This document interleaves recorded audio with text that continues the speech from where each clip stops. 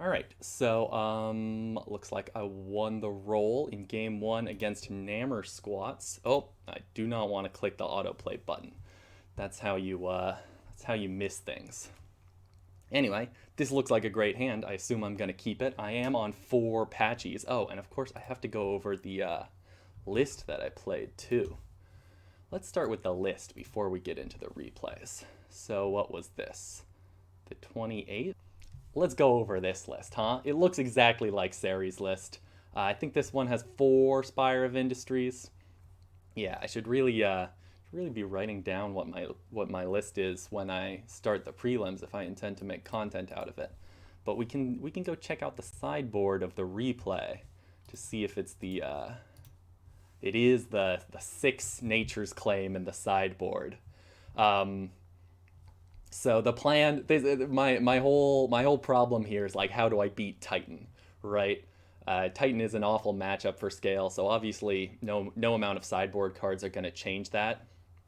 Um, but my thinking was we have so many cards that we want to board out when we're playing against Titan, right? Patchwork is bad against Titan. Esper Sentinel is bad against Titan.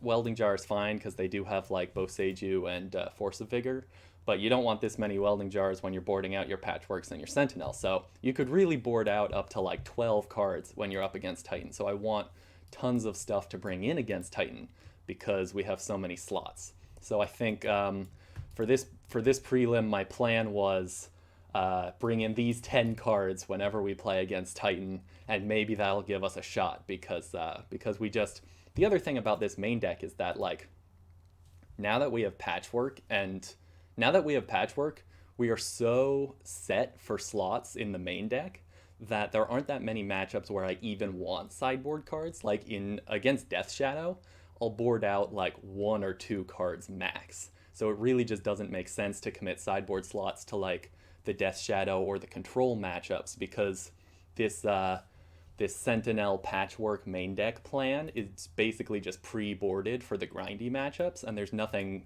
you can really do with your sideboard. So that's why I totally overcommitted to the Titan sideboard plan. And then of course we didn't play against Titan. We barely even used our sideboard this prelim. So I'm still figuring out the sideboard, but yeah, this is a pretty non-traditional setup I have here, and it definitely didn't pay off, but we won anyway because the deck is just that powerful. So yeah, getting right off to a good start with Patchwork Jar, Zabaz Ravager hand. This hand is just nice curve, nice efficient cards. Should be pretty good, and we're on the play. Oh, kind of stop it. Stop it. No. God, I hate the replay thing. All right, what happened? We played a couple lands. Opponent shocked in a Blood Crypt or fetched a Blood Crypt and Inquisitioned us. And they are a Lurrus deck, so we know our opponent is probably on Grixis Shadow here. And they did take our Arcbound Ravager, and then we drew Patchwork for the turn. So we're gonna actually sandbag this Welding Jar until it's time to until we have both Patchworks in play. And this is honestly great for us because Patchwork is such a good card against Shadow specifically. Got to remember to click the 1 at a time button. It's honestly an interesting decision whether or not you attack your Death Shadow opponent when they're above that Death Shadow life total threshold. I think you probably want to be attacking when you're on the play. They don't have anything on board, and you don't know that they even have a Death Shadow. But it's definitely not always correct to be attacking. So really don't know about that one. Smash this button a bit. Opponent dashes Ragavan, and I decide not to block. And they hit an Arcbound Ravager, which they can't cast, and then they cast a DRC. I don't think you ever want to block with your 1/1 Patchworks in this matchup because they can get so big and they're so hard for the opponent to kill. But it does kind of suck to get hit by Ragavan, and we'll see that come up again. Land for turn, getting a little flooded here, but we do have a couple of big Patchwork Automatons, and we can... okay, another question is, should I have attacked with Zabaz here? If they do trade the DRC for the Zabaz, or even just trade the DRC for the Welding Jar. We grow our Patchworks, and Patchworks are really hard for them to kill. So I guess my plan is probably to give the Zabaz flying. Hello there, Kaio Dart 2. I heard you would be joining us. Oh, I do need to change the stream title. It's MH2 sealed. How do I even do that? Is it in the OBS settings? Yeah, I haven't actually streamed on Twitch in forever. I've just been doing YouTube right now. All right, let me fix this real quick. Actually, I know I can do it in creator dashboard here on Twitch. Stream, video settings, stream summary, no. Edit stream info, perfect. Hardened Scales replay analysis.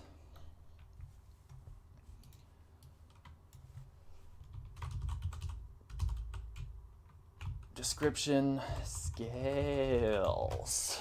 I guess that's the go live notification. All right, stream updated successfully. On we go. Probably a misplay to not attack with the Zabaz here. I think I probably should have.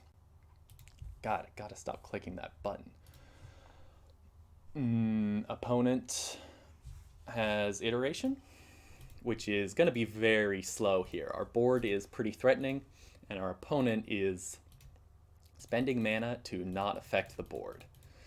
So feeling pretty good about that. They do have a shadow here, so I guess maybe I was smart to keep their life total relatively high.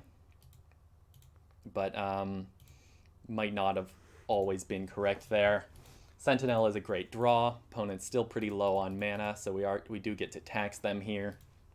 They have a lot of cards in hand, so we can kind of assume that this shadow is gonna, or that this Lurrus is gonna get discarded. But what can you do? At least we can get in with the Patchworks here. And I did not actually think this through. Is Patchwork better than Overseer? Yes, it is.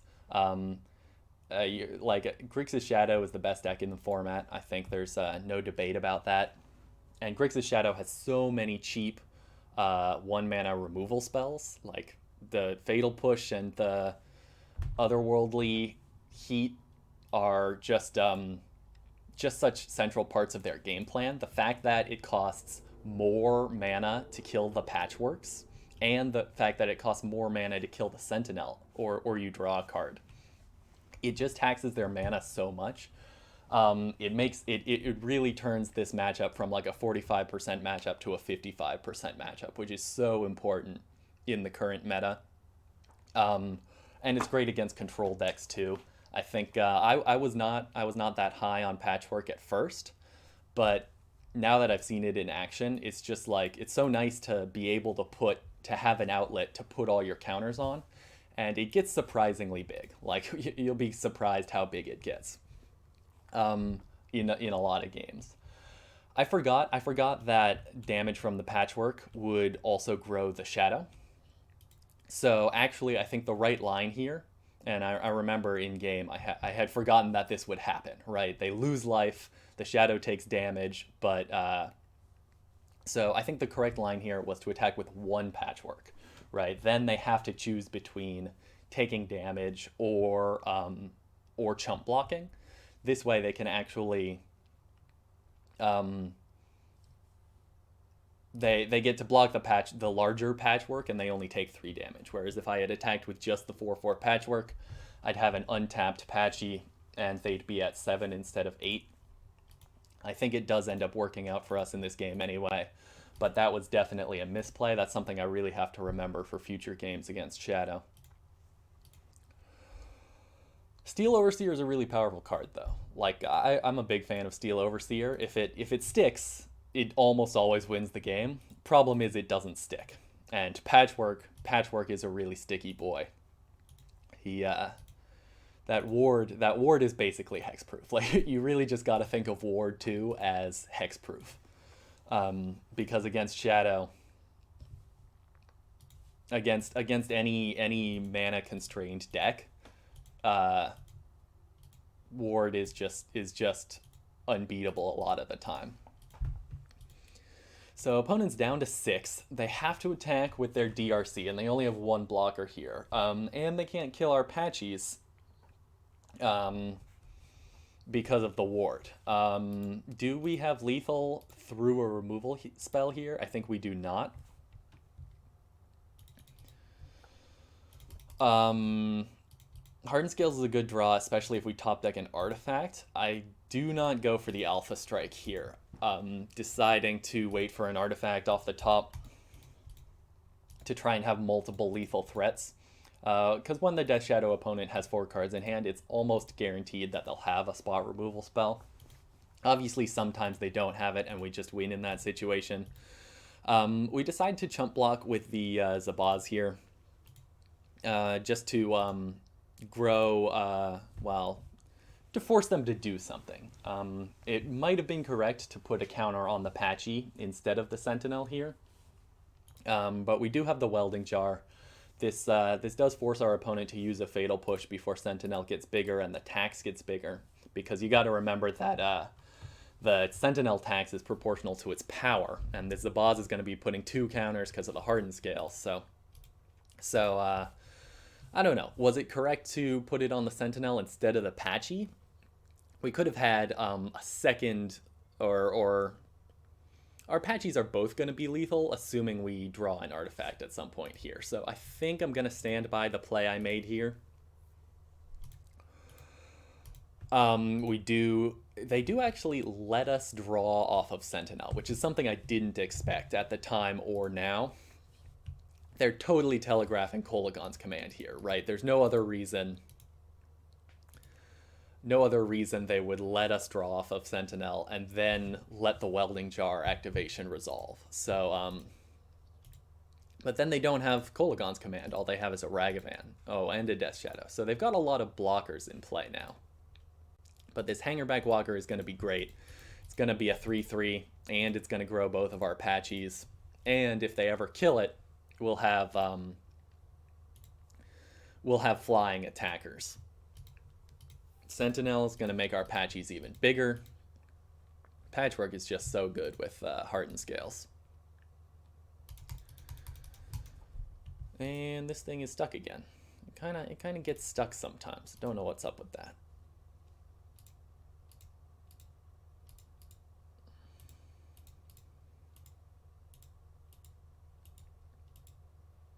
Opponent has an end of turn drown in the lock on our larger Sentinel. So they'd have to pay all of their mana in order to not let us draw cards off of Sentinel. And that would require fetching twice. So they do pay for the smaller Sentinel, but not the larger one. Ozolith is a great top deck here. It's going to make it even harder for them to remove our stuff.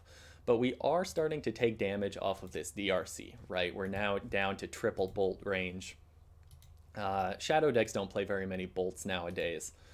But we do need something, and this Ancient Stirrings is probably going to help us find it, or at least force them to use a Drown in the Lock if they have it.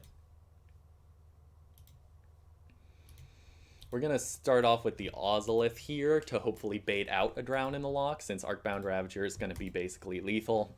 Since they don't play anything, I think they probably don't have anything, and we do find the Arcbound Ravager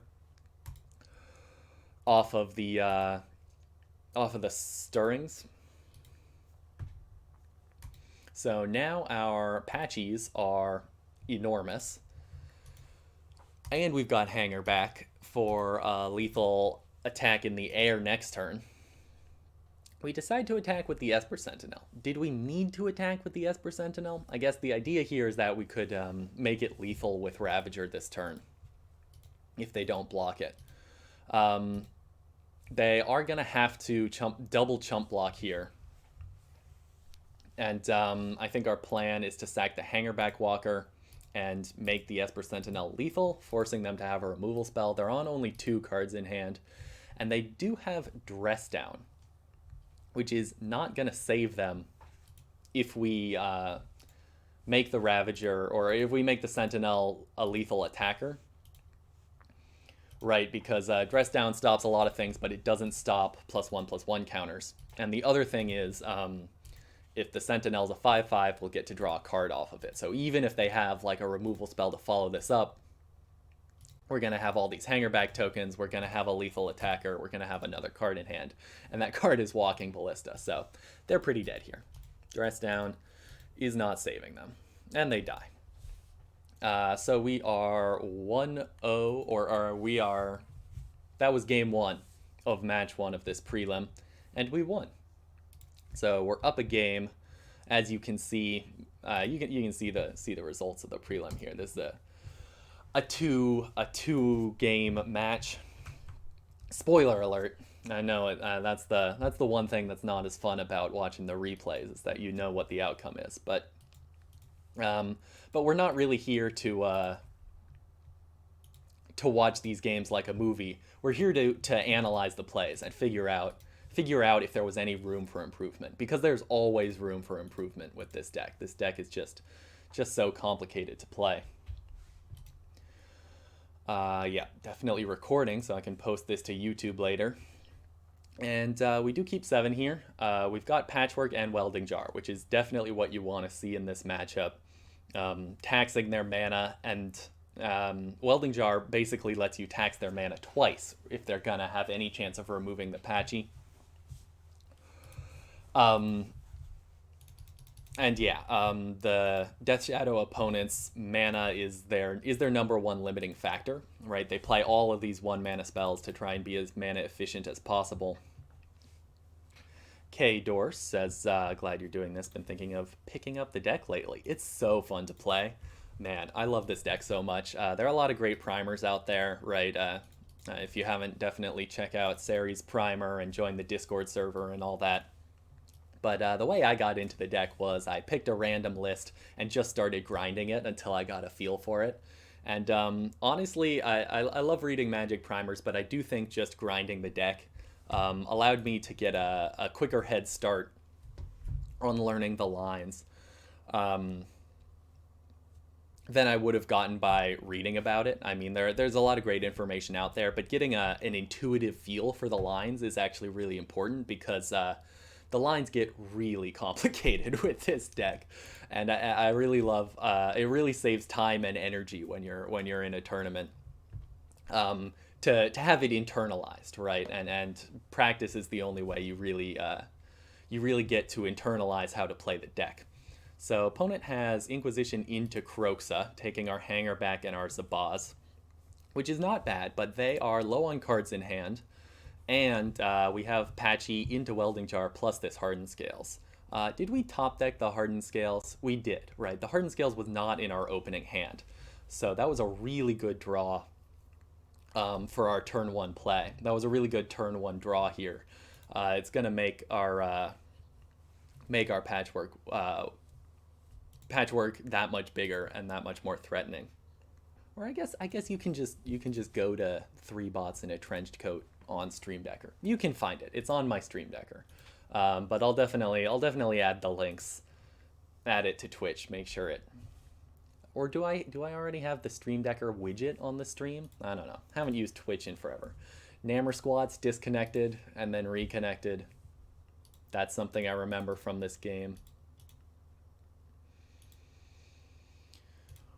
And they have Drown in the lock for our Ancient Stirring. So we are just relying on this Patchwork to win me the game. Looks like, see, look, I already did it. I'm all set up. I'm like a professional Twitch streamer or something. It's crazy. We decide not to attack with the Patchy here, and our opponent passes back with no follow-up land. So that's a sign to me that K. Dorse, thank you so much for the follow. Oh, and everyone else who followed me from Sari's stream. Been getting we got like 5 or 6 followers from Sari's stream. Thank you guys all so much. Sari's a great streamer, and I appreciate you joining us. This is indeed the anti-amulet sideboard. Really appreciate the follows. I love making Hardened Scales content, and it's very encouraging to see that people like it. Urza Saga, another great draw here. Hopefully our opponent doesn't have Alpine Moon. We do decide to put Lurrus in hand here and continue not attacking.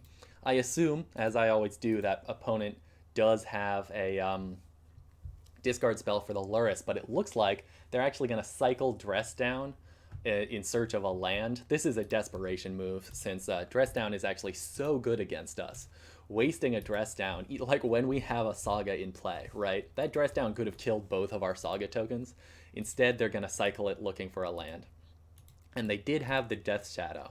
But with what we've got going on here, I think we'll have no problem beating a Death Shadow. We can probably get Ozolith off of this Saga next turn.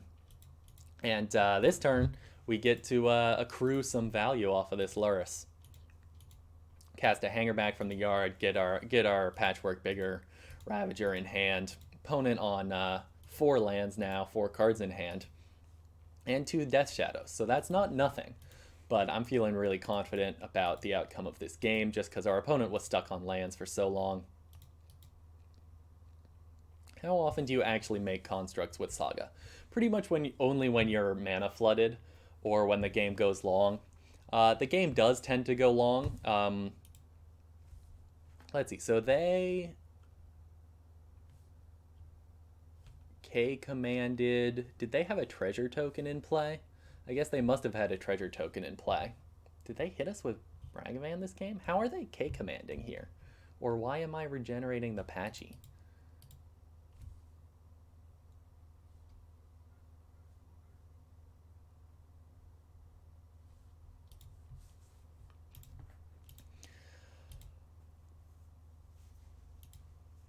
Yeah, constructs are not very good in this deck. At least not nearly as good as they are in the affinity decks.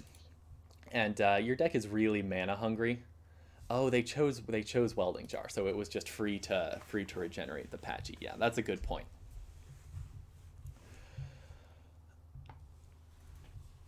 Let's see. We're gonna win this game somehow. We're so far ahead here. Let's see. We decide to sack the Hangarback to put more counters on the Ozolith. This Patchwork is going to be a lethal attacker, so our opponent's going to be forced to chump block here. And they can see the writing on the wall. They're going to scoop it up pretty soon. No super exciting lines here. We do decide to do some Arcbound Ravager shenanigans in response to this Dress Down, I suppose, to play around removal spells.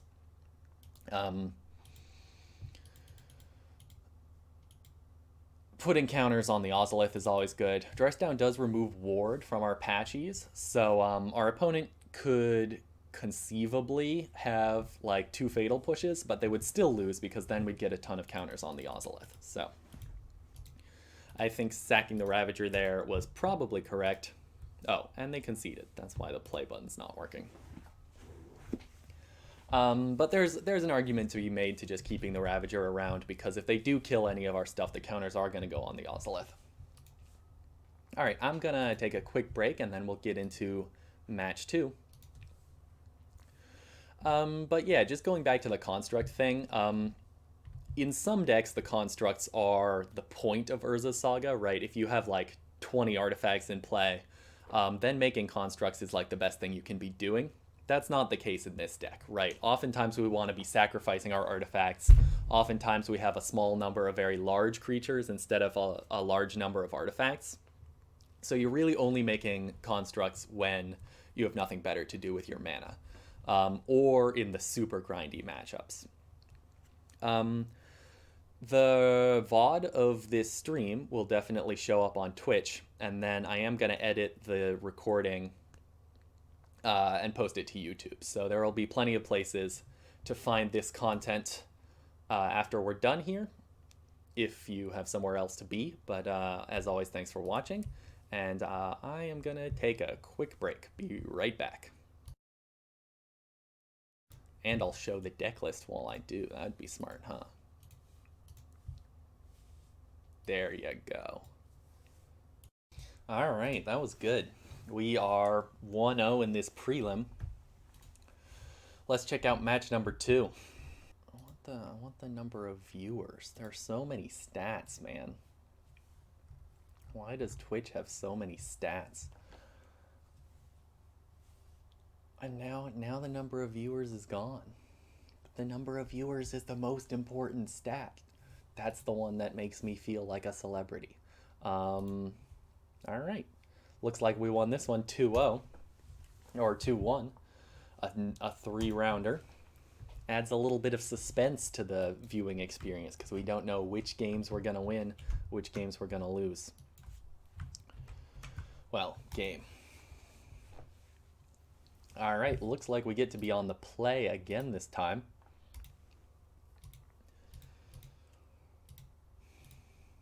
Oh, and I mulliganed. Can I go back? Mulligan decisions are always interesting. That's actually one of the more interesting decisions you make all game, right? Is what to keep, what to mulligan. Maybe because we're at the very beginning here, I'll go back so that you guys can check out the mulligan decisions. In fact, I should be checking out the mulligan decisions too. Mulligans are where a lot of misplays get made, and we are on the hunt for misplays to correct for next time. All right, so this is my 7, and we're up against a Lurrus opponent. So the thing about this hand is that we have four lands and nothing to play on turn 1, and we are on the play. So this is a very close one, right? If we assume we're up against Grixis Shadow, Hangarback and Welding Jar and Ravager are all going to be great cards to have, but we have way more explosive and powerful draws. There's a lot more potential if we do take a mulligan here. So, and having 4 lands is usually unnecessary, right? You're going to end up putting Lurrus in hand or making Saga tokens, which is not really where you want to be. I think it's good. I think it's fine to mulligan aggressively game 1 and try and find one of these explosive hands. So I would mulligan this a second time, but it's very close.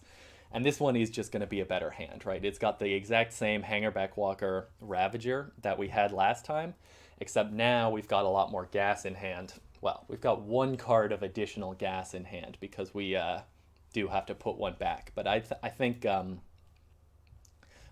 extra Hangarback Walker, and especially this turn 1 play here, is going to be more valuable than the 2 lands that we had in the last hand. So this is a solid mulligan. And since we are assuming we're up against Shadow, because that's what I always assume when I see Lurrus, Sentinel is great against Shadow, and so is Hangarback. So I'm very happy with this hand. We do decide to put back the second Hangarback. It might have been correct to put back the Stirrings, actually, since Stirrings does slow us down a little bit more. Hangarback is bad against Dress Down. And Stirrings can definitely find more powerful stuff. They're not going to have Alpine Moon game 1, so maybe we could find a Saga off of this Stirrings. But it might have been better to keep the Hangarback, and that's just something to keep in mind as we see this game play out, is would we rather have had the Stirrings or the Hangarback? So when we see this plains here, and now we assume our opponent's on Hammer Time, not Shadow, in which case I'd definitely rather have the Stirrings over the Hangarback. So in this case, it was definitely correct to put back Hangarback. So yeah, that was pretty smart of me. I'm proud of that one. Because Stirrings can find you more powerful stuff, even if Hangarback is the right thing to have. Stirrings might find you something as good off the top. But since you don't know what opponent you're going to be playing against game 1, Stirrings can find you whatever might be convenient in that situation. However, opponent does lead on Sentinel, which is definitely going to make our Stirrings worse. We decide to play Hangarback here. If we find a land off the top, we can go Stirrings plus pay for Sentinel plus activate Hangarback. And Hangarback is also a good chump blocker to deter our opponent from attacking with the Sentinel. They have Stoneforge and they tutor up a Colossus Hammer, so I am going to go for the Scales pay for Sentinel plan that I mentioned earlier. As long as our opponent doesn't have exactly if they did have Sigarda's Aid here, they'd still need 1 extra mana in order to kill us with Inkmoth. So we're totally safe here. Opponent has Thoughtseize. They pay for our Sentinel, and they're probably going to take our Ravager here. So, and they do have Sigarda's Aid, so we are dead next turn if we don't find a way to make some flying blockers with this Hangarback. We could chump block with the Inkmoth Nexus, assuming they don't have a Shadowspear. But we're in kind of dire straits. And so here's another interesting question is, do we pay for Sentinel or not? We are going to end up paying for Sentinel here, with our fallback plan being to play the Spire and leave up Inkmoth as a chump blocker. We can also chump block with Inkmoth and then use the Inkmoth mana to activate Hangarback.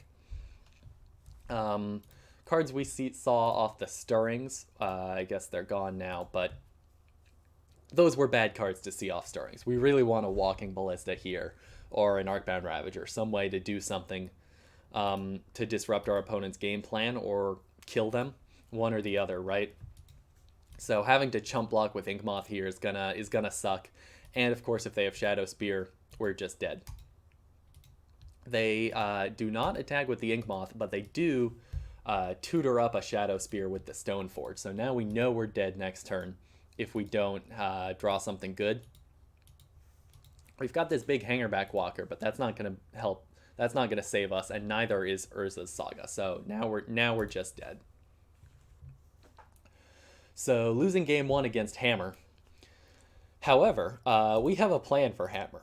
I don't know if you noticed our sideboard plan, but we definitely came prepared for the Hammer time matchup here. And this is one of the advantages of having all of these removal spells in the board. A lot of Hardened Scales decks will play 6 removal spells, but usually some combination of Prismatics and Pad the Exiles in addition to the Nature's Claims. And personally, I think Nature's Claim and Natural State are your best sideboard cards against Hammer Time. Being able to kill a Sigarda's Aid at instant speed or an Inkmoth Nexus at instant speed is way more valuable than the versatility of Prismatic Ending in this matchup specifically. Which is one of the main advantages of all of the artifact destruction in the board. It's not just for Titan. And we are now down a game, so we're gonna have to fight tooth and nail in order to claw our way back against the Hammer Time deck. They can definitely steal some wins, even though I do think the matchup is generally favorable, especially post-board with all our ridiculous amount of artifact destruction. And this is exactly the hand I want to see. Oh, and we got to go over the sideboard plan too. So for the sideboard here, I didn't mention this for our last game, but I don't think we actually boarded out anything last match. I think maybe it was 1 Stirrings out, 1 Shadowspear in. For this match, we're boarding out 2 Welding Jars and 4 Patchwork Automatons for our 6 artifact destruction spells. We're not boarding in Needle, not boarding in Shadowspear, although those are both alright things to board in, right? You can name Colossus Hammer with Pithing Needle. I think generally our game plan is going to be good enough as it is, and just having enough removal spells to slow them down while not diluting our deck too much is kind of where you want to be. This is the perfect hand to keep against them. We've got a removal spell to slow them down and a bunch of Walking Ballistas, and Walking Ballista is just so good against the Hammer Time matchup. We are going to be on the play. We get to open up with an Esper Sentinel. Opponent's down to 6 cards, so yeah, this is definitely the way we want to start off the match. Opponent has an Esper Sentinel of their own. And we are going to play a Walking Ballista here. We could have played the Hangarback Walker to start growing it, but I think I want to hold up Natural State as much as possible starting next turn. Sorry, I'm just doing some side stuff here. Should probably focus on the stream. And getting the Walking Ballista down is gonna allow us to threaten to activate it while still holding up natural state. And to kill this Esper Sentinel if we ever need to play the natural state with just 1 mana up, we can kill the Sentinel whenever we want. So yeah, this Walking Ballista is clearing the way for the Hangarback Walker, so that now if we want to play the natural state, we don't have to let them draw a card off of Esper Sentinel. Opponent has Sigarda's Aid, and they are going to pay for our Esper Sentinel. That would be a good thing to natural state in response to an equipment. Opponent gets in with Ornithopter, plays their Colossus Hammer, and in response to the Colossus Hammer, we're going to kill the Sentinel and natural state the Sigarda's Aid, preventing them from equipping the Colossus Hammer. Here we have an Arcbound Ravager. That's a great pickup, but we are a little bit constrained on mana here, and we now no longer have any interaction. But they don't have anything that we can't block. So this is actually going to be a great opportunity to get our Arcbound Ravager down and start growing our Hangarback Walker. We're going to main phase the Hangarback Walker in case they have some way to kill it, like that flash creature that they play, that like flash, just sacrifice it, destroy an artifact. Anyway, main phasing the Hangarback Walker activation is usually what you want to do if you're planning to if you're not planning to block with it. Opponent puts Lurrus in hand. That's great for us, right? That's basically the worst thing they could be doing, since it's just so slow. Putting Lurrus in hand is powerful. I mean, they're going to be able to get back their Sigarda's Aid next turn, and then maybe kill us the turn after that. But with this Walking Ballista, and with only 1 mana up, I'm really not afraid of anything. I don't think they're going to have any way to stop us from making a Walking Ballista so big that they'll never be able to equip any of their equipment, right? Which is really the goal. That's one of our basically alt win cons in this matchup, is that, like, yeah, you can just kill them with Inkmoth Nexus or Walking Ballista or by making big creatures, but if you just make like a 5/5 Walking Ballista and they have no way to remove it from the board, they just can't win because they can't equip any of their creatures, right? You can keep removing their creatures in response to equipment, and then you're really not scared of anything. One thing to consider there was when they were tapped out on end step, that might have been our chance to actually grow this Ballista. We could put, say, 4 counters on the Ballista, but we would have to sacrifice the Ravager. And this way, I think I'm gonna... By keeping the Ravager in play, you maintain the threat of activation, but you don't get blown out if they do have a removal spell for the Ballista. And they do have this Seal of Cleansing here. So yeah, even though Seal of Cleansing is an onboard artifact destruction spell, we can still just hold up the threat of activation of this Ravager and force them to actually activate the Seal of Cleansing proactively. The only thing I'm going to do in response to the Seal of Cleansing is make our Walking Ballista a little bit bigger by sacrificing Zabaz. This way, if they do decide to kill the Ballista, we can kill their Stoneforge in response. But if they decide to kill our Ravager, we can put all our counters on the Ballista in response. So even though they have Seal of Cleansing in play, we're not too afraid of anything that they can do with it, and we're forcing them to use it proactively. They do use it proactively here, and we get to kill their Stoneforge in response. This is a solid 2 for 2, which is definitely where you want to be when you're way ahead on board. And it's a 2 for 2 because we did spend this Zabaz to make our Walking Ballista bigger. But we got a little bit of incremental value out of it too. Opponent's going to play their Lurrus, and since we don't have a Ballista in play anymore, it is going to survive, at least for now. Ancient Stirrings off the top, so a Ballista off of this Ancient Stirrings or an Ozolith. Ozolith would not be lethal because they have a chump blocker here, but there are a lot of good things we could hit off of the Ancient Stirrings, and Ballista is our best thing, because we'd be able to kill everything they have on board. We do find a Ballista.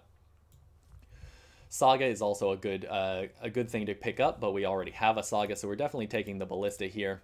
And as I said earlier, a big Ballista is almost unbeatable in this matchup if they don't have a way to remove it. So now this is actually a point at which I think I did misplay, right? I've got the Ballista in play, opponent's tapped out, this is my chance to make a big Ballista, right? But the question is, how big, right? The only way we lose this match or this game, is if they have a removal spell for the Ballista. So we have to try and play around a removal spell if possible. So that means we want to put the minimum number of counters on our Ballista to guarantee that we win this game.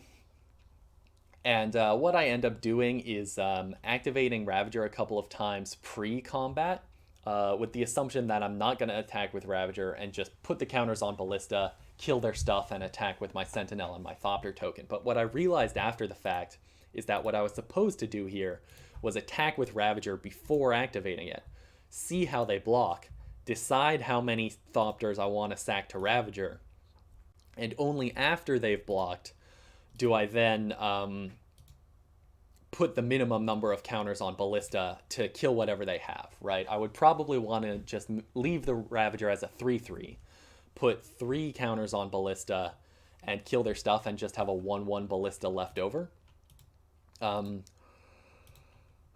Anyway, I didn't need to give them the opportunity to block here, having already sacked the Thopters. And the way it pans out is I do kill their whole board, but I didn't even have to kill the Ornithopter, right? I had to kill the Lurrus, but I could have just left the Ballista as a 3/3 with the threat of activation to kill the Ornithopter if I had to kill the Ornithopter. And that way I'd have more Thopters in play, right? They do end up having a prismatic ending to kill my Walking Ballista, and now I've just wasted 2 Thopters. We are still going to win this game, right? We're still in a great position, but our opponent's Urza Saga is going to come down before ours is. And they didn't have to X equals 1 here. They could have X equals 0. They could have cast this for X equals 0, and then they'd have an extra mana up to activate their Urza Saga, so not really sure why they did that. That was definitely a misplay for our opponent. We're going to use all of the Ballista activations to ping their face in response to the removal spell. And we do have Lurrus, and they don't, so I'm feeling like we're definitely going to win this one. We're going to put Lurrus in hand rather than making a token here because our graveyard is so powerful, and they don't have any cards in hand, so Lurrus is almost definitely going to win us this game. And then we're going to natural state their Saga in response to the activation. They get a 2/2 construct, but they're not going to get any more constructs. They're not going to get to tutor anything off of their Saga, and they don't have any cards in hand. Thoughtseize for the Lurrus was a crazy draw for them, right? Just in time.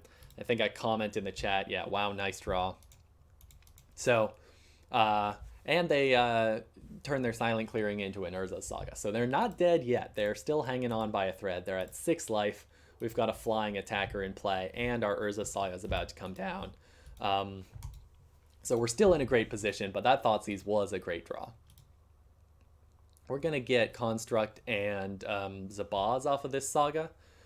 I think just having as many bodies in play as possible is going to be our best route to victory here. And here's another decision we have to make. We could tap Spire for red mana to activate Zabaz to put 2 counters on Thopter token. And since they have no cards in hand, they need to remove this Thopter token off the top of their deck, or they're just dead to 2 attacks. So that is what I decide to do here. Right, we know they're going to have a second blocker on the ground next turn, but they're not going to be able to do anything in the air.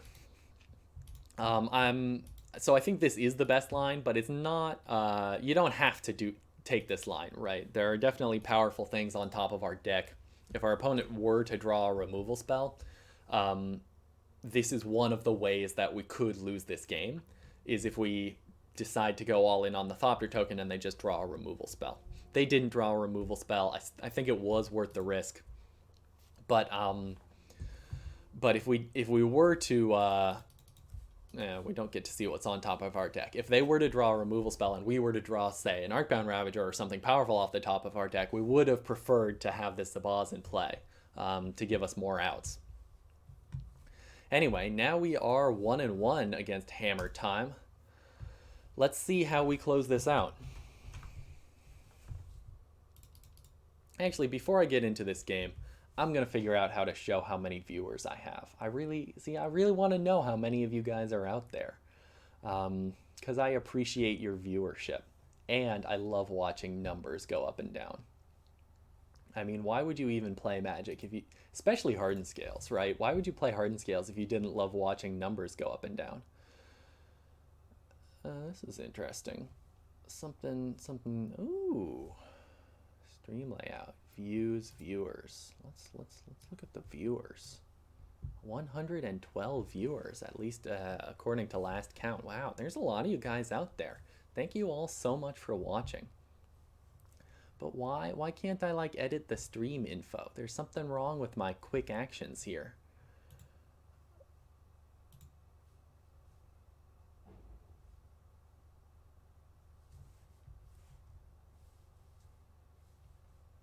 Strange. All right, on with the show. We're going to be on the draw against Hammer Time here. So this hand, a little worse than the last hand. We don't have 2 Walking Ballistas, but we do have a natural state, and we've got 2 Urza Sagas. So this one is borderline. I think I do end up keeping it. Natural state is just so good in this matchup, right? 1 instant speed removal spell is almost always enough to slow them down for like 3 turns, right? Because the Hammer Time deck just has to commit so much to their kills, and they are down to 6, and we draw another natural state. So even though this hand is very slow, it doesn't have a lot going on at the start of the game, I'm pretty confident that we'll be able to take over this game with these 2 Urza Sagas and stop our opponent from doing anything with these 2 natural states. Opponent is going to Pithing Needle our Walking Ballista, which is definitely a smart name. You saw that we won our last game off the power of Walking Ballista. Walking Ballista is definitely our best card in this matchup, even though Arcbound Ravager is our best Pithing Needle name in general. The Hammer Time deck is just so weak to Ravager. And we are going to natural state their Urza Saga ASAP and pay for the Sentinel. But the question of what we want to do with this next natural state is a little bit interesting, right? We might want to save it to kill this Needle if we ever do draw a Walking Ballista. Ideally, they would have to commit to an equipment on the Esper Sentinel, and then we could kill the Sentinel in response, or we could kill the equipment. Either way. They do have the Colossus Hammer, and they're going to get to draw a card off of Pure Steel, which is not ideal for us. They also have plenty of artifacts in play, so they're going to get to equip the Sentinel, and we kind of have to destroy the Sentinel in response, because otherwise they're going to be able to draw so many cards off of our... or they're going to be able to draw a card off of Natural State, because they're going to have an 11/11 Sentinel. We decide to destroy the Colossus Hammer instead of the Sentinel, which I think is correct. I'm going to stand by this play. Right, killing Sentinel is always great, but even if we kill the Sentinel, they can just equip the Pure Steel with the Colossus Hammer, and they get in for 12 damage, which is too much. We have to kill the Hammer here. It would definitely suck if they were to draw another Hammer off of the first one with the Pure Steel. Instead, they have Seal of Cleansing. And they are just going to use it proactively to kill our larger Urza Saga. Seems fine. Seems like a fine thing to do with your Seal of Cleansing. But I'm not sure it was actually the best, because we do have a lot of other powerful artifacts and enchantments going on here. Everything we have is good here. And we decide not to play the Ozolith since our opponent is so low on cards in hand. We don't really, we don't want to take the risk of letting them draw into more equipment with the Sentinel in play. It shouldn't be too hard for us to just just play Sentinel next turn. We might even have the kill here. Actually, we definitely have the kill, right? Opponent's tapped out. They put Lurrus in hand. As long as they don't have another land or a removal spell, we can easily just make a 10/10 Inkmoth Nexus and kill them. And I think that's what we're going to do. Get Zabaz, play the Ozolith, pay for the Sentinel, activate the Inkmoth, and then we sacrifice everything and kill them. Inkmoth Nexus is a good card, and tapping out against the Hardened Scales deck is always a risky proposition. So we are now 2-0 in the prelim. We did lose game 1 of this match, but we managed to pull it back. And I think we played pretty tight that match. There were a couple of interesting decisions, but generally it paid off.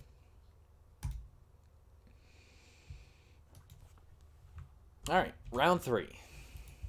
We are on the play again. Were we on the play last match too? We've definitely been winning some die rolls here. On the play with a 1-lander. Generally, I'm gonna mulligan these kind of hands. This hand has so many powerful plays. It feels bad to have to mulligan, but you know, Patchwork and Ballista and Ravager are no good if you can't cast them. So we're gonna go down to 6 in search of a 2-land hand, but we are not gonna find one. This is an equally powerful, arguably more powerful hand because we have a third 1-mana play. So we've got more that we can do here if we don't find a land, but we are on the play, and I really like to see 2 lands. This is definitely a deck that does not function well on 1 land, but functions very well on 2 lands. So we are going to go to 5.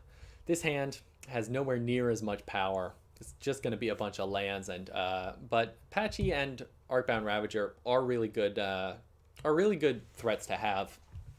Especially when you're low. These are both pretty resilient to your opponent's interaction. So we are going to end up keeping this. I mean, we can't go to 4, right? And Saga is a big one when you're on the mulligan. Saga is a great way to make up for a loss of cards. Our opponent did also mull to 6. Yeah. So I'm feeling pretty good about this. Opponent is on Burn. They suspend Rift Bolt game 1. Burn is probably our best matchup. So we're really happy to see turn 1 suspend Rift Bolt. And you know what? They can't even Rift Bolt our Patchwork because it has Ward. It would be great if they did because they'd waste a Rift Bolt. But our opponent is smart. They do play around Ward and bolt our face twice. I think we'll have no trouble coming back from this mull to 5, since mulliganing hits the burn deck a lot harder than it hits our deck. We do decide to play Ravager instead of Patchy here, probably because we're betting on being able to have the kill next turn, or at least we want to keep our options open in order to kill them next turn. As our Saga comes off, if we were to get an Ozolith here, we could we could definitely kill them by sacking the Patchy and making a 10/10 Inkmoth Nexus. Opponent has no additional land and a Lava Spike, so I'm really not worried about anything the burn deck can play for 0 mana here. I think we are going to go all in on the Inkmoth Nexus, but first the question is, can we kill them with Patchwork Automaton instead of Inkmoth Nexus? Because that would technically be harder for them to deal with, right? If we could kill them with Patchwork, we'd even be resistant to main deck Force of Vigor. I thought about it for a while. Turns out we can't. Turns out we can't do enough life total. We can't do 17 damage to them this turn. So we're gonna deal 10 poison damage to them instead. No big deal. I mean, there's really nothing they could have. But if you could play around main deck Force of Vigor, you probably should, right? And we activate Inkmoth Nexus and then concede.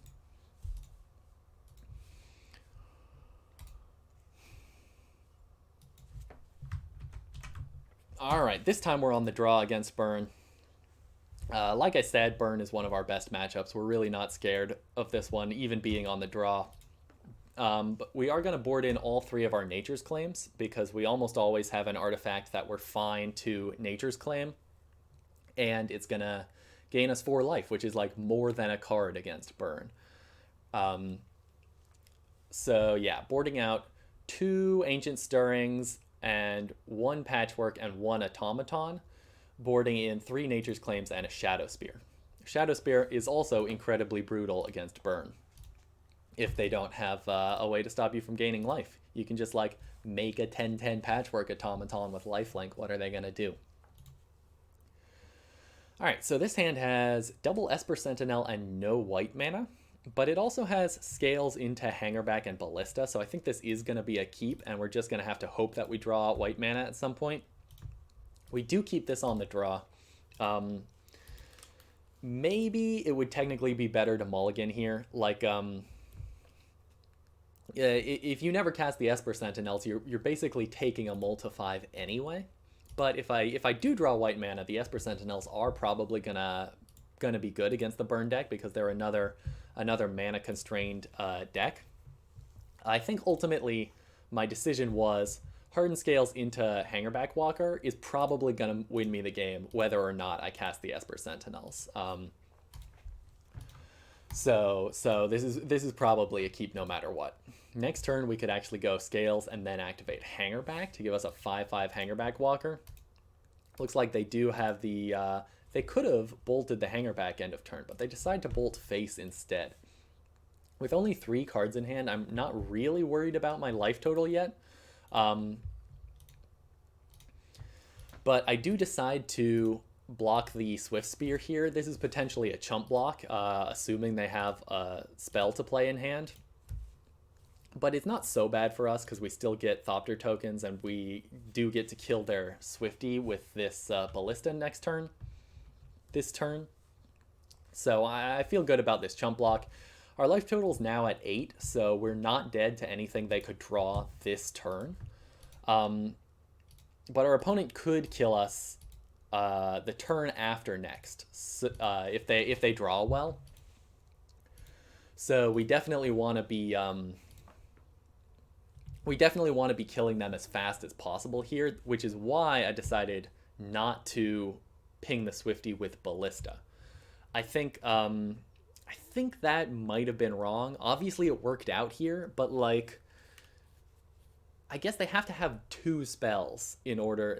This is the reasoning, right? And actually, now that I think about it, this was probably correct, right?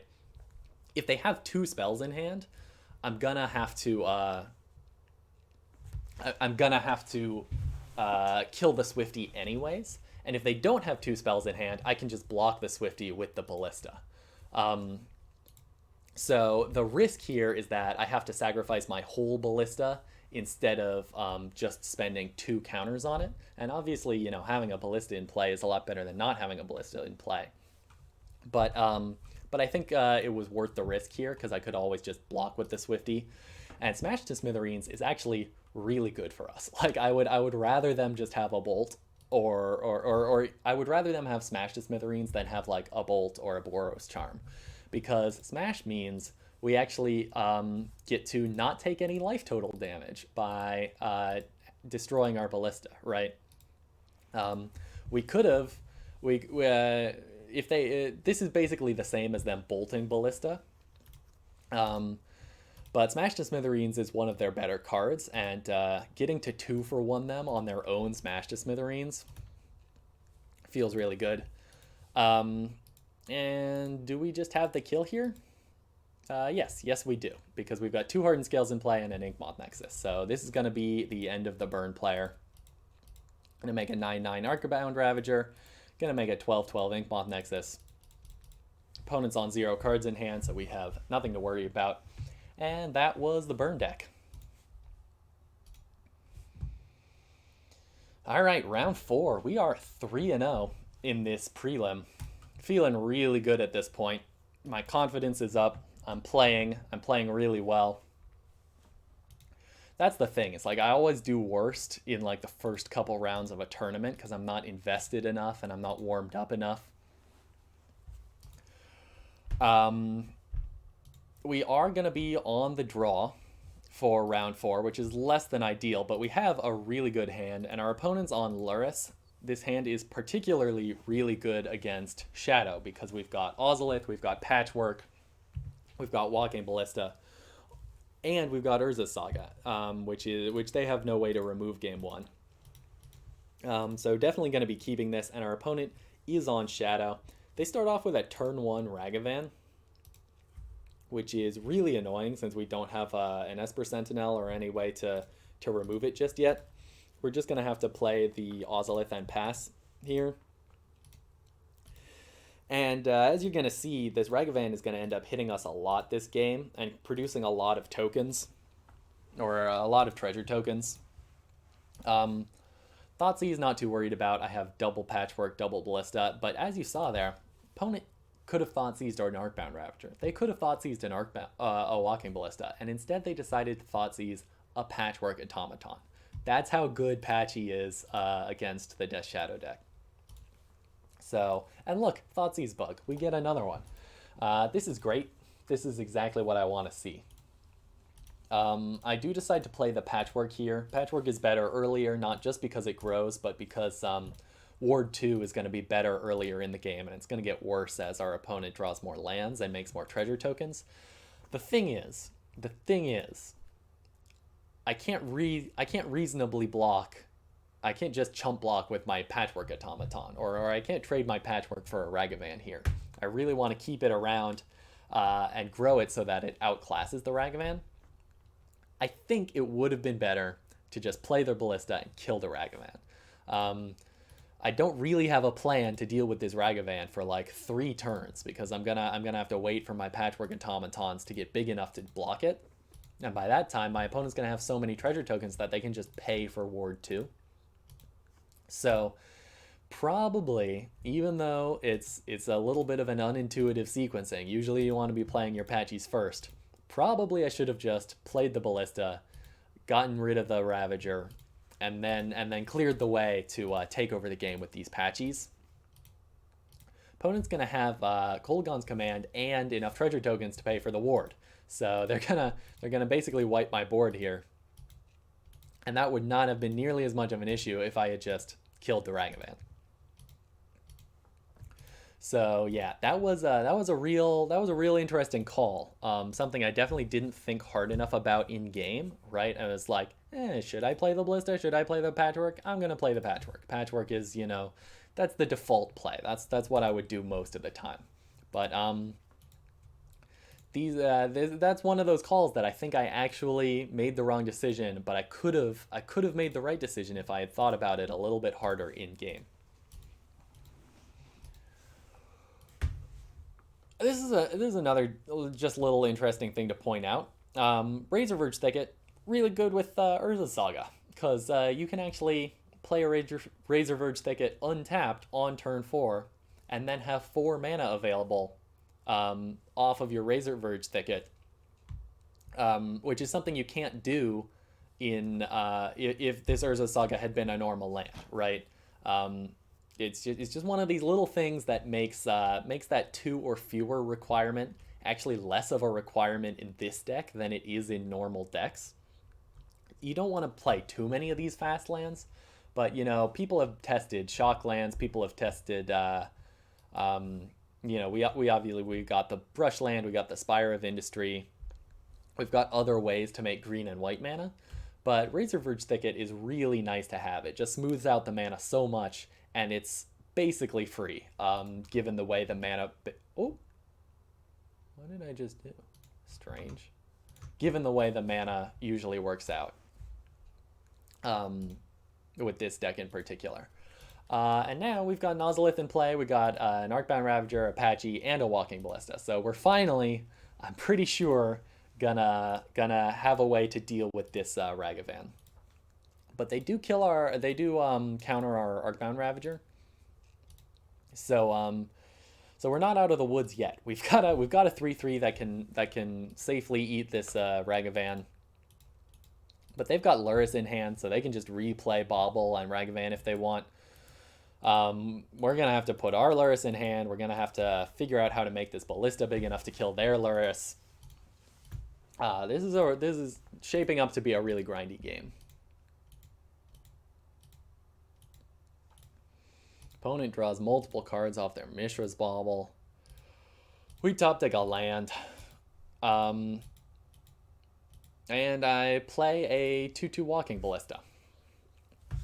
And opponent has Drown in the Lock to counter my 2/2 Walking Ballista. So this is an interesting question. Should I have played the 2/2 Ballista, or should I have activated the 1/1 Ballista to make it into a 2/2? They both result in me having a 2/2 Ballista. The difference is if they drown in response to the activation, I have a Ballista in hand. If they drown on the stack, then I have a 1/1 Ballista in play. Not really sure which one's correct there, but we could have, say, activated on their upkeep to make them drown on their upkeep instead of on our turn.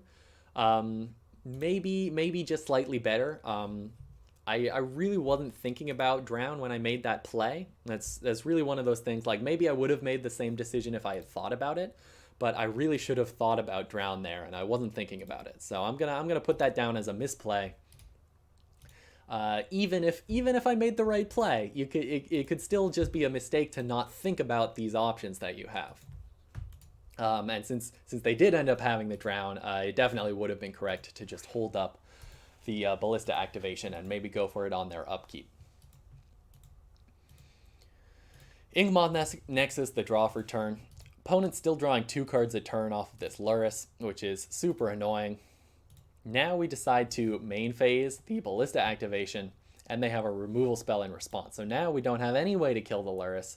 We've already used 2 of our 4 Walking Ballistas, and at this point, I no longer think I really have any outs. You know, I'm sure there are technically ways I could win with Inkmoth and Arcbound Ravager and the Ozolith. But I was feeling pretty good about this game at one point, and now I am no longer feeling good about this game. If I don't draw an Arcbound Ravager this turn, we're just never going to be able to outgrind whatever our opponent's nonsense with the DRC, Ragavan, Lurrus, Bauble, Kroxa, and Kroxa is going to seal the deal here. They are going to be able to bring it back from the graveyard. And the question here is, would an Arcbound Ravager off the top be lethal? Yeah, I think it would be, right? We get 4 counters on the Ozolith from Patchy. We get to sacrifice Inkmoth, Patchy making a 3/3 Arcbound Ravager, and then attack with Inkmoth. So Inkmoth is going to get 6 counters from the Ravager, 4 counters from the Patchwork. That's going to be an 11/11 Inkmoth. So we do have an out. Twin MTG, thank you so much for the follow, by the way. We do have an out, but it's not looking good for us. I think we have exactly 1 out, and that is not going to be it. Going to go ahead and put Lurrus in hand, cast a Ballista from the graveyard to make this Patchwork bigger, but we're not going to be able to do anything against the DRC attack and the Kroxa trigger. We could have blocked the Kroxa with the Lurrus. So I guess we weren't totally dead because we get to gain 3 life off of Lurrus. But now that they have a removal spell, now we're properly dead. All right, so we are down a game in match 3 of this prelim, or match 4 of this prelim. No idea why this didn't occur to me until just now, but realizing that Patchwork only cares about casting and not resolving. Yes, that's a very good point. You can cast 0/0 Walking Ballistas from your graveyard to trigger Patchwork. You can trigger Patchwork even if your opponent is countering your spell. Patchwork gets a lot more counters on it than you think it will. That's been I think the experience of everyone who's tried playing with Patchwork. That's why I think 4 Patchwork is just the stock list at this point. Sari is on 4 Patchwork. I'm on 4 Patchwork. Bullant is on 4 Patchwork. Saros is on 4 Patchwork. All the guys in the Discord server, all the cool kids are playing 4 Patchwork. So So I think 4 Patchwork is just stock right now. Even though it is a bad late game top deck, Patchwork definitely wins games that you would have no way of winning otherwise. Which is definitely what you want to see in your filler cards, right? Nobody's questioning, the core of the Scales deck is definitely powerful, but having alt win cons, having filler cards or flex slots that you're actively excited about, just makes the whole deck feel so much better. We do end up keeping this. This is definitely an iffy hand. We're on the play against Shadow. We're down a game.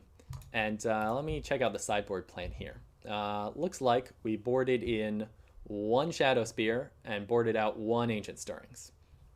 Shadowspear against Death Shadow is an interesting choice. I don't think I would do this sideboard plan again if I was on the same list playing the same matchup. I think you'd rather have the Stirrings over the Shadowspear. Either way, the main deck is pretty much set against Shadow, right? You can board out 1 Saga, board in 1 Shadowspear if you expect Alpine Moon. Maybe you can board in a Relic of Progenitus if you see a Kroxa or other graveyard shenanigans. But you really don't want to be boarding too heavily against the Shadow deck. So yeah, I have definitely enjoyed Relic, and it used to be my plan to board in 2 Relics every time against Shadow. The problem is just like, what do you board out, right? I boarded out 1 Ancient Stirrings here, but it feels so bad to be boarding out Ancient Stirrings, right? Ancient Stirrings is such a good card. And Welding Jar, there are definitely matchups where you don't want Welding Jar, but this is a matchup where you want Welding Jar, right? Your opponent's got so many removal spells, and they're all removal spells that get blanked by Welding Jar. Like, if this isn't a Welding Jar matchup, I don't know what it is. Especially because this is such a good Patchwork matchup, right? You really want to be playing your Patchwork Automatons. You really want to be triggering your Patchies off of Welding Jar. So you can board out 1 Saga for 1 Relic. That's fine. If you're afraid of Alpine Moon, one Saga out, 1 Relic in. But these like little tiny sideboard decisions very rarely even affect the outcome of the matchup. A lot of our deck does get pricked by Dress Down. Dress Down is definitely the #1 card I'm afraid of, possibly in any matchup, but definitely in this matchup. The only way we win this matchup is if our opponent doesn't have too many Dress Downs. And look, they played an Alpine Moon, and it's gonna brick 2 of our Sagas here. So yeah, I think maybe I should have kept the Ancient Stirrings in and boarded out 1 of the Sagas. That could have been better. But the thing is, there's just nothing you can do against Dress Down with the Scales deck. Like, Patchwork is great because it doesn't just die to Dress Down, whereas Hangarback just gets Cryptic commanded by a Dress Down.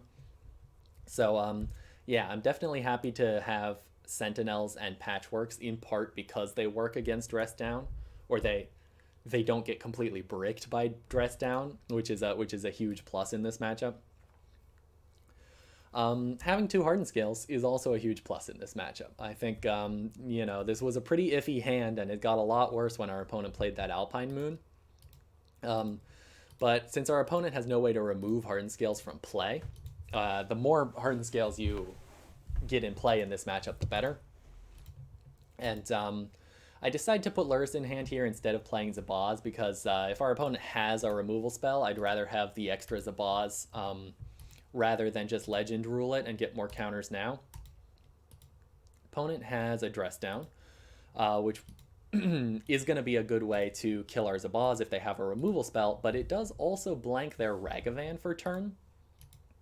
So it's a little bit questionable whether they really wanted to be playing the Dress Down here. Opponent has K-Command to kill our Zabaz. Not going to get the modular trigger. But I'm definitely happy that I kept those Zabaz in hand rather than playing it. And I'm definitely happy to be discarding this extra Saga to that K-Command. So I've definitely eaten more painful K-Commands in my day. Opponent plays Thoughtseize, decides to take the Zabaz instead of the Lurrus. This is a very questionable play. They've played their land for turn. So if we draw a land here, we're just going to be able to play the Lurrus and get the Zabaz back, right? Obviously, we're assuming they have a removal spell in hand, because that's the only reason you would ever leave your opponent with a Lurrus, given the option. And we did not draw a land, at least not a land that we can actually play. But we're definitely going to be playing this Lurrus anyway, right? I didn't come here to not cast Lurrus. I play a 0/0 Hangarback Walker just to show that I can. Opponent does have the Unholy Heat for the Lurrus.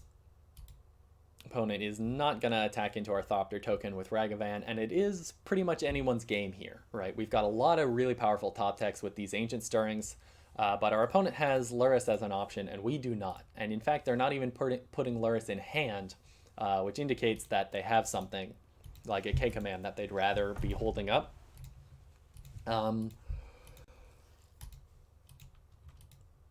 We do have Patchy, which can block the Ragavan using this Pendelhaven. But I decide instead to just attack for 3 in the air. So yeah, this is an interesting question. Do I want to hold up Pendelhaven to block the Ragavan, or do I want to just activate it proactively to threaten the kill next turn? And I think threatening the kill next turn, especially when you have flying attackers, is usually the right call. I mean, if our opponent's gonna win this, they're gonna do it with removal spells. So it's probably best to just play around them not having a removal spell, and go for the highest upside play, which is gonna be killing them to death next turn. This is another reason why I don't like boarding in Prismatic Ending against Ragavan players. I've gotten murked by my own Prismatic Ending more times than I'd like to admit. Opponent does Unholy Heat one of my Thopter tokens, so they are now at 3, and I'm attacking for 2 in the air. They have to leave back Ragavan to block the Patchwork, and they do not. Attacking for 2 damage here. Remember, Ragavan does not trigger off of this dress because of the dress down, is very questionable. Even if they have a removal spell for my Patchwork, I think they'd really rather have a chump blocker than get in for 2 damage. They have a Kroxa, and Kroxa is really good when you play it with a dress down in play. But we have an Ancient Stirrings, and our opponent has no cards in hand, and we're going to find a Walking Ballista off the top and just kill them outright. So that was our 4-0 prelim. We beat Shadow, Hammer, Burn, and Shadow, and it felt really good the whole time. Now I have tons and tons of qualifier points, so I'm really looking forward to the next showcase or Super Q. I'm definitely going to be playing in all of the premier events that are coming up soon, and I should definitely have a lot of content because of it. Hey guys, thank you so much for watching. I did promise to go over another prelim on the stream, but then I got too tired. So you can look forward to the replays of the Modern Challenge, which is this weekend, and also the Showcase Challenge, which I went 6-3 in 2 weekends ago, and the Super Q, the Modern Super Q, which is next weekend. So a lot of big Modern events coming up. Really excited to be making some more Magic content, more Hardened Scales content. And remember to like and subscribe, and I'll see you all again very soon. Thank you so much.